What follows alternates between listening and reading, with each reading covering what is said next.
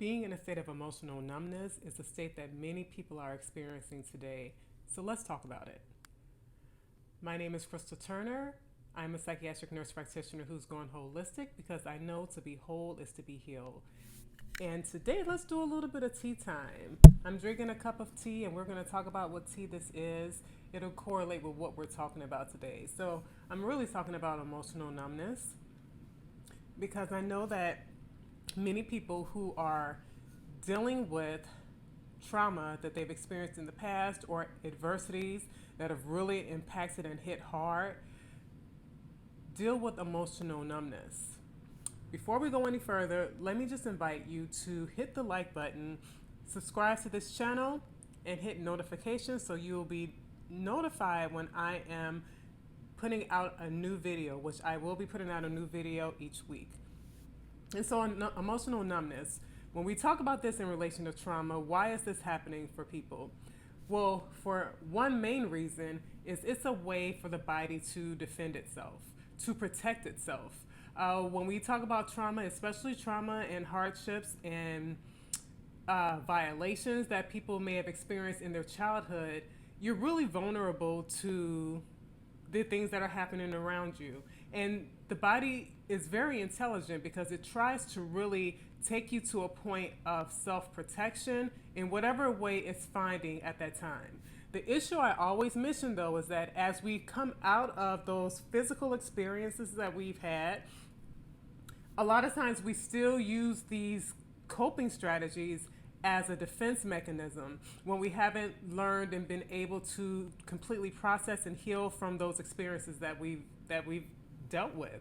And so many people go into their adult life, maybe in childhood you experience some hardships, some adversities, some traumas, and as life happens and continues to happen, there may be more things that have occurred, more adversities that you've experienced. And for many people, one way to deal with this is to emotionally shut down. That's what I look at when I hear someone who is numb emotionally, is that they've shut this part of them down.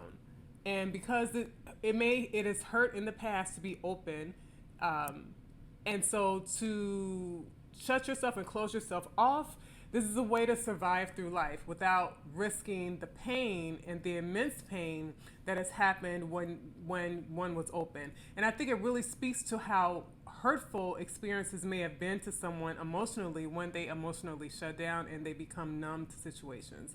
There are many people who are dealing with this aspect of being numb and not feeling things, being somewhat apathetic, which is like nothing mattering one way or the other per se, and just not feeling anything.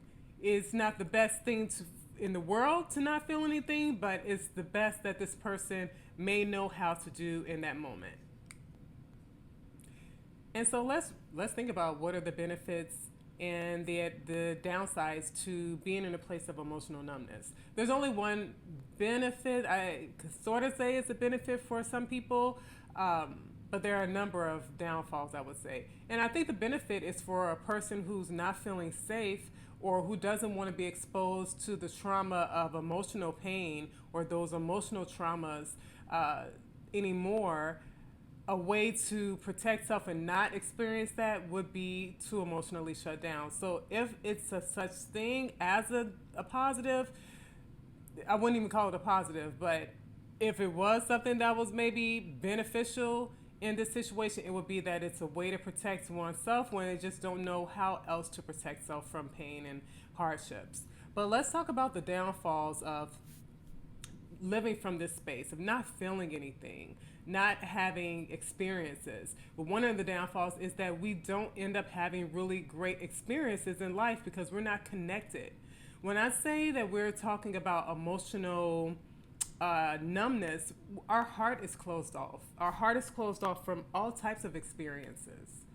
And when that happens to us, we can't enjoy the things that are going on around us. We could be in the most beautiful place and we just not connected and can't experience it. Everyone else is loving it and we're just kind of apathetic to the experience. This is what someone will experience when you're emotionally numb. Because you just closed off. You have to kind of shut down from everything when you're coming from a place of emotional numbness. So the first downfall is that you don't really get a chance to experience life and the beauty of life. You may not even think that there is such thing as a beauty in life because the hardships from the past hit so hard.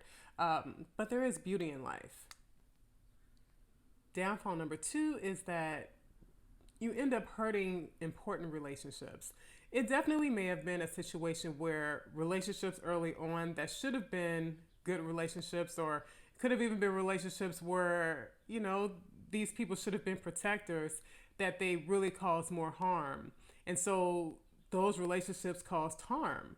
But as we go forward in life, there can be other relationships that actually are safe, that have meaning, and that are important, that when we're emotionally shut down, we hurt those relationships. And that can be relationships with children, as a parent, not being able to open up to your children, not being able to tell them how much you love them, not being able to just show this love and empathy and, just be able to pour into them from that space. It ends up hurting the relationships. It ends up where the people around end up losing out on this part of you that really can be so beautiful and needed for those people around. It could be with a partner, it could be with friends, it could be just all of the other relationships where it's important to be able to give some heart, right? To show some love, to show some emotion.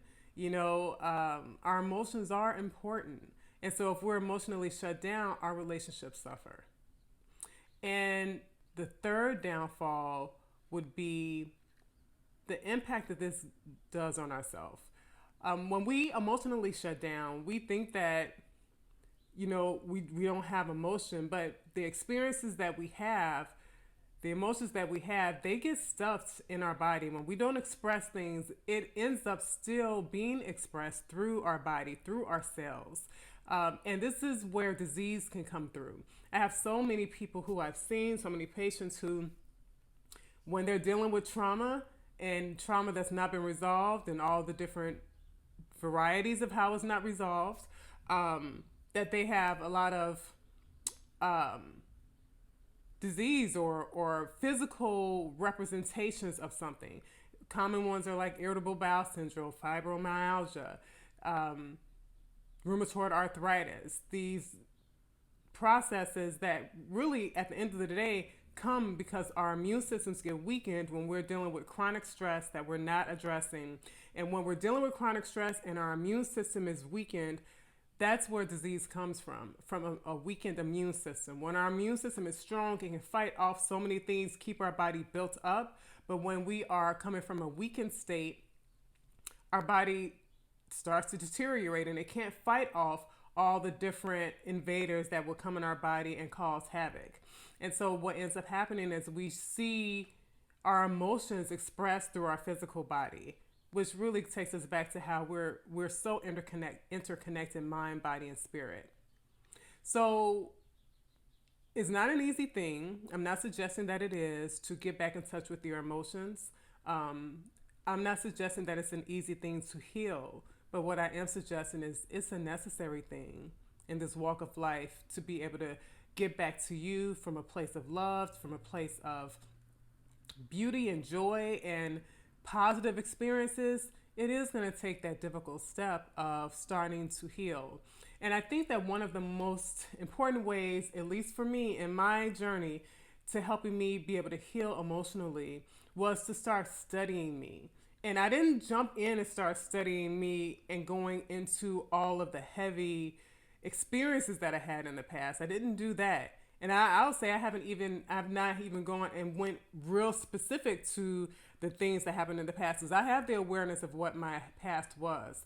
But what I also recognize were the emotions that I have. I've never been someone who's experienced numbness, but I've definitely experienced very difficult emotions, depression and anxiety. And so the way that I started to approach my healing was to start studying me. And one of the first ways that really got me interested enough in studying me was through my diet, to be honest. And it was through herbs that first started. I spoke with someone about some difficulties I was having with some physical symptoms, and they gave me a herb remedy, and I had to pay attention to me to be able to see how those herbs were impacting me. And after I did that, then I wanted to start thinking about, well, what about herbs that can impact me emotionally? And so it took me paying some more specific attention to me, to see how these herbs were showing up or these plants were showing up in my body when I ingested them. And I think that was a safe way for me to start approaching things. It was an interest in me, and it was the first step to like having some level of care for myself, is to first of all pay attention to me. We pay attention to a lot of things outside of us, and we give a lot of power away when we do that. But the most powerful person that will ever be in your life will be you. And so to study you is can very well start you down a road to studying you in maybe light ways, and you can go deeper in studying you. And so this tea that I'm drinking today, it's called lemon balm. I've never used lemon balm. I've used it in tea blends I've made for people. I understand the history. I've studied lemon balm, but I have not personally used lemon balm. So this week I am studying myself with lemon balm. I'm drinking it every day, twice a day, to see what I notice within myself. How does it impact me? How does it work with me personally? But historically, lemon balm has had a lot of benefits, that people have used lemon balm for.